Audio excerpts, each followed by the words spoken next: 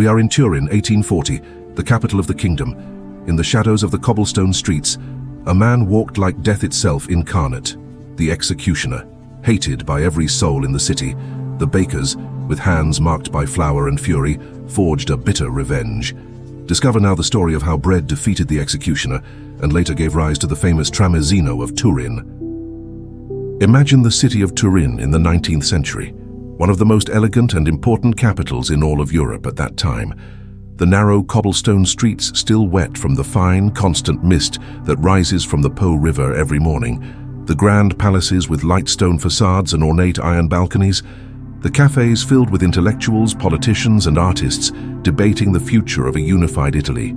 Turin was the capital of the Kingdom of Sardinia, the beating heart of the Risorgimento, the movement that would lead to Italian unification. It was a city of power, of refined culture, of elegant carriages and gas lights that were beginning to illuminate the squares at night. But behind that sophisticated beauty and that atmosphere of progress, there was a shadow, a figure that no one wanted to encounter, not even for a single second. A figure that made people look down at the ground, make the sign of the cross, and cross to the other side of the street immediately.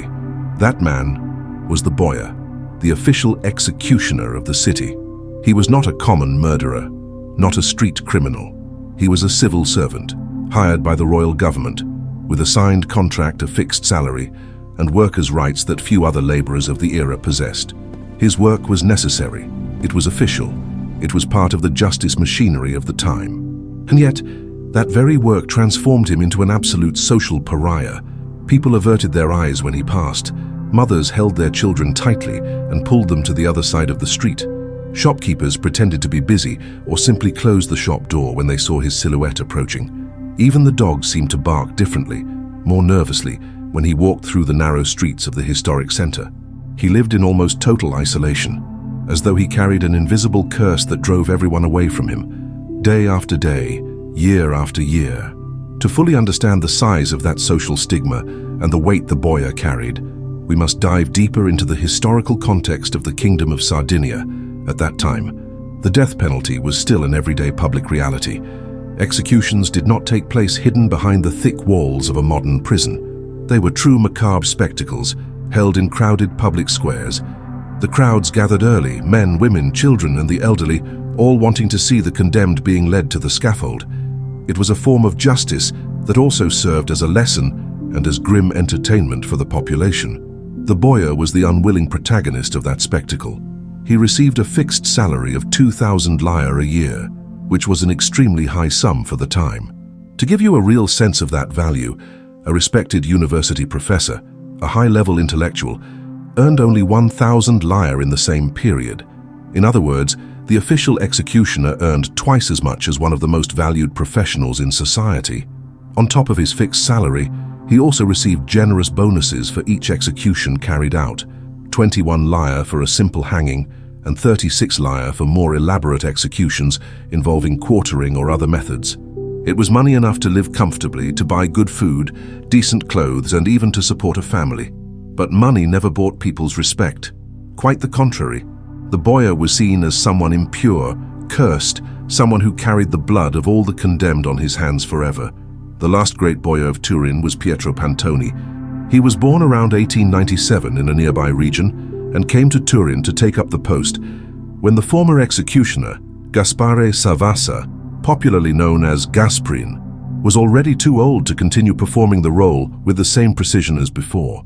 Pantoni came accompanied by his wife and young children. The city offered him an official residence at Via Franco Bonelli, number 2, a narrow, discreet street not far from the bustle of the great Porta Palazzo market.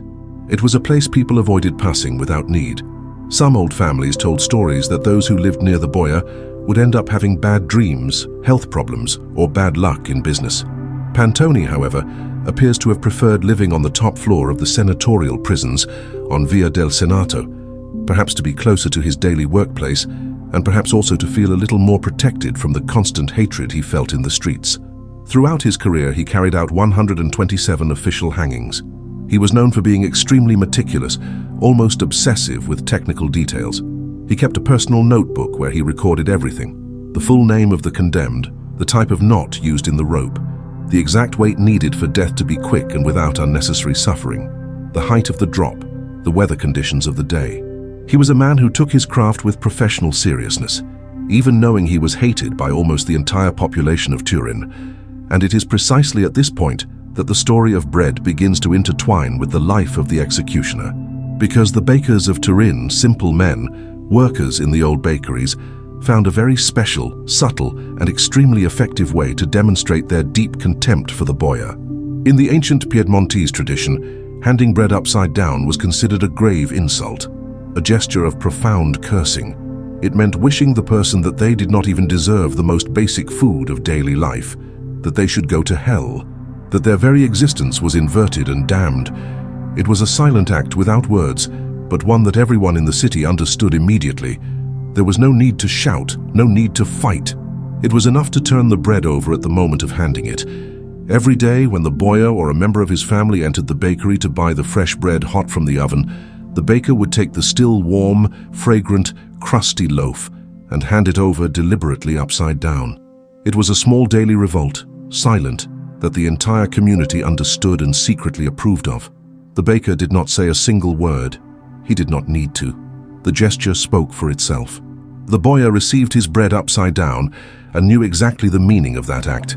It was constant humiliation, repeated every day, happening in broad daylight, in front of other customers who pretended not to notice.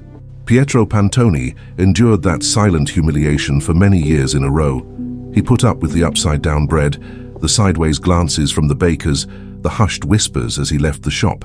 But there came a moment when he simply grew tired of that situation that repeated itself daily. He decided to file an official complaint with the city authorities. He said that such treatment was unworthy of someone who performed such an important and necessary public function for the maintenance of order. He said he had rights like any other citizen and that he deserved to be treated with a minimum of respect and dignity. The authorities heard the complaint attentively and, according to the oral tradition that spread throughout the city, issued a formal decree forbidding bakers from handing bread upside down to the official executioner. Anyone who disobeyed could face legal consequences or fines. The boia appeared to have won that particular battle. It seemed that respect would finally reach him. However, the Piedmontese bakers were famous for their practical intelligence, for the stubbornness characteristic of the region, and for a creativity that often bordered on genius. They did not accept defeat so easily. Instead of simply obeying the authorities' order and handing bread the right way up, they had a brilliant, subtle, and at the same time perfectly effective idea. They began to produce a new type of bread, unlike anything that had existed until then. Gay bread in a perfect brick shape, completely square with all sides equal, symmetrical, identical. A bread from which it was impossible to tell which side was the top and which was the bottom, because both sides were exactly equal in shape, texture, and appearance.